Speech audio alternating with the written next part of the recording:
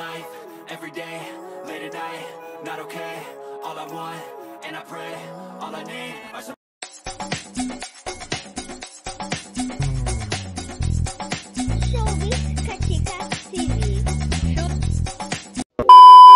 Hello mga kachika!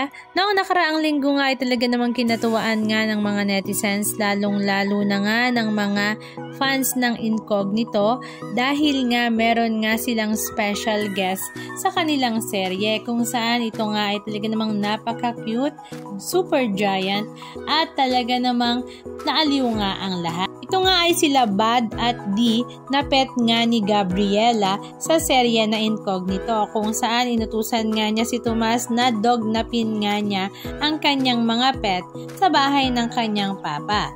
Marami nga sa mga televiewers ng Incognito ay nagre-request na sana nga daw ay lagi nilang ipalabas sila Bad at D kasama nga si Tomas at Gabriela dahil talaga namang cute na cute nga ang dalawa at talaga namang may chemistry nga rin sila kasama ang maton. At ito palang mga giant poodles na ito ay pagmamay-ari ng mag-asawang Dr. Ivy at Dr. Zay Teo at ang kanilang real name ay Lisbon at Oslo.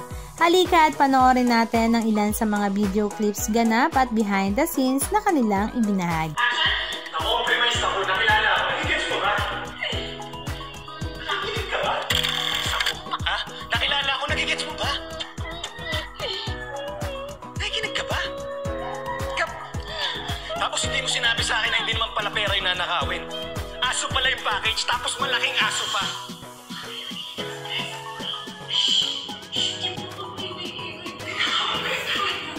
Bakit to UE niya, no?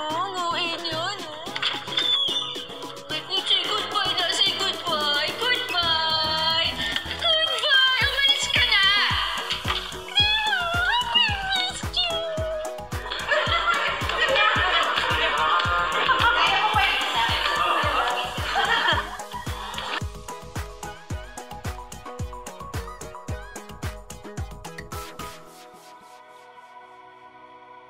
Anong masasabi niyo mga kachika? Just comment down below and please don't forget to subscribe. Thank you!